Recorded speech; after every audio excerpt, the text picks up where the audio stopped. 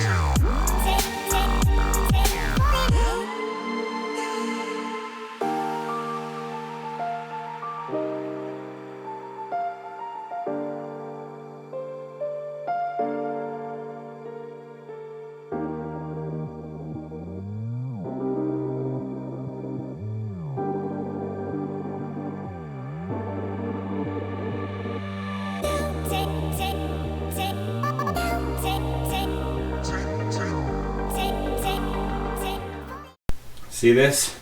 This is what your $1,200 gets you. Half of it was glued on there, but this is it. That thin little padding, that's what you get. Let's take a measurement. Just so that nobody is confused here. I can't really get a measurement on that. It's literally so short. Okay, this is the thickest part of the seat right here. Okay? Let's cut right down in there. Okay. Let's make sure we get this. I don't want any padding blocking the way. I want it right down to hard plastic. There we go. We're right down to hard plastic. So we are right there. My thumb down there. That's where we're at. We are just over 1.25 inches. Right there. 1.25 inches. Right there would be 1.5 inches.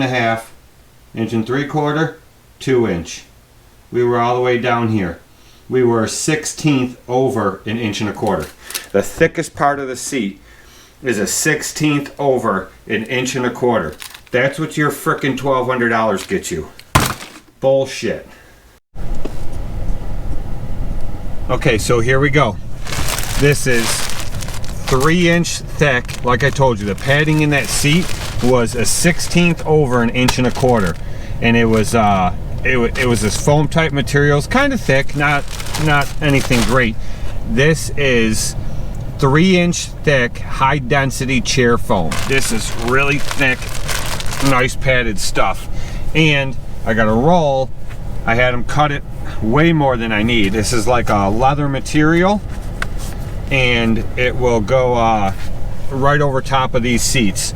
I got more than I need, so I got plenty to stretch and to staple it in, and then I can just go around with a razor and cut off the excess. All together, these two pieces of foam to do both seats and that material there came to $25.36. I had a 40% off coupon. Well, I didn't have it. When I cashed out, she asked me if I wanted to donate $1 to St. Jude's. I said yes. And when you do that, Joanne Fabrics gives you a 40% off coupon. She goes, here, we'll use it right now.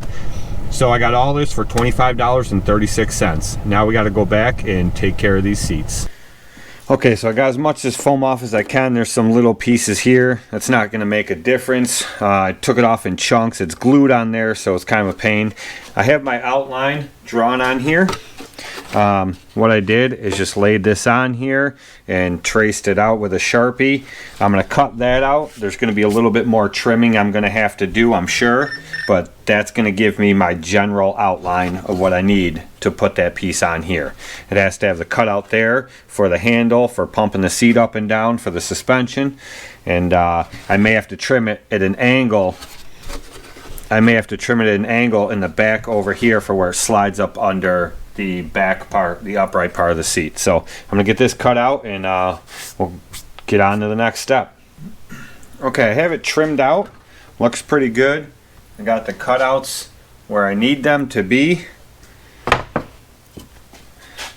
Spray adhesive. I'm gonna spray the back side of it, and it goes down in. It's kind of like a pan. It goes down in, so I don't know how much of it I'll be able to get to go down. I could probably press down like that and get it to go in. Maybe I'll just take this fancy, there we go. I'll take this spindle from my grandstand and let that sit on it. And I'll let it sit there for a little while to tack up and get sticky. And then I'll cut my fabric to go over top of it. Okay, got the material cut, pulled over the edges, and I can staple it in. The trick is going to be stapling it in to the right spot, because they have them kind of going in and at an angle downward. The other trick is going to be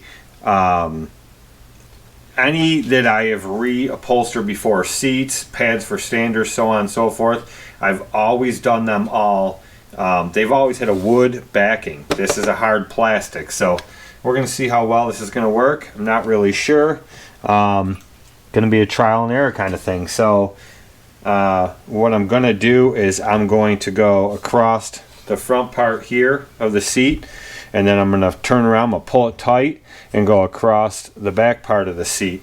Then I'll pull the sides up and I'll staple the sides, the upper parts up here, and then I'll probably cut the corners, pull them in, and do those as well. I'm not really sure if it's going to go that easy or if I'll do some finagling here and there around, but that's what we're going to do. Okay, that took a lot of work, and the one thing I learned, it's a lot harder stapling into plastic than I thought, even with the air stapler. But let me just show you real quick. And I know this ain't perfect, but I'm not a seamstress or an upholsterer, whatever person. Okay. So here's the seat.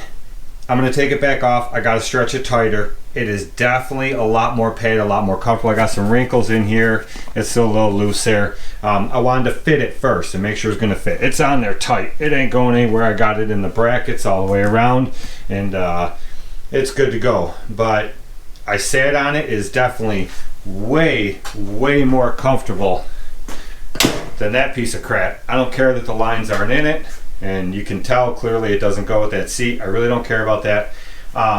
It has two hooks. The hooks are on the frame and they come up into a hole on each side up here in the front of the plastics, of the plastic part of the seat, and that's how it stays down the front, and then it just snaps in the back with a plastic clip. And preferably what I would like to do is just to cut a piece of like 3/4 carpentry plywood out of there, the same way I wrapped the pad on the Great Dane Stander last year. I did a video on that, I'm pretty sure, and that one come out beautiful, come out real nice. But you're able to pull it a lot tighter and staple it in because you're stapling in the wood. You're stapling in the wood, and it makes it a lot easier, and you can stretch a lot tighter and get it nice and exactly the way it's supposed to be. So that's what I would really like to do with this. I'm going to see if I can fabricate something up so I can still get it to clip in the front there the way it's supposed to, and then use a piece of wood on here. I think it would be a lot nicer. But this already, I sat on it, what a world of difference. So that's about it for this one. I think before I go doing the other seat on the Walker B, I'm going to run this one for a while in the spring. My plan was just to do them both and get them done before spring. But I think what I'm going to do is I'm going to run this one for a while, see how I like it. If it turns out I'm not a fan of it at all and I don't like it, I may just switch them both back to the leather comfort seats. Yeah, I don't really know. I think that I don't know how much tighter I'm going to be able to get this one on here with it being the plastics like that. I'm not a fan of it. I don't like it. I don't like that I can't stretch it as tight as I want and still be able to staple it in. Half the staples bend right over. I'm using strong staples, but there's only so much material under there to staple to, so you only have certain places that you can staple to. So I don't know. Whatever they used at the factory was, probably set up for doing exactly this. So they have different types of staple guns and whatever they use, but it doesn't look bad. It looks pretty nice, but I would definitely like it to be stretched tighter, and if I had a piece of wood in there instead of that plastic, I could do that. So I still might fabricate something up to do it that way. But before I go any further, I'm going to, like I said, run this in the spring, see how I like it, and if I'm okay with it, then I'll do the Walker B seat, the Mower seat on the Walker B. But I think this is extremely ridiculous that they charge you that kind of money for what I just showed you guys. I mean, come on. Seriously?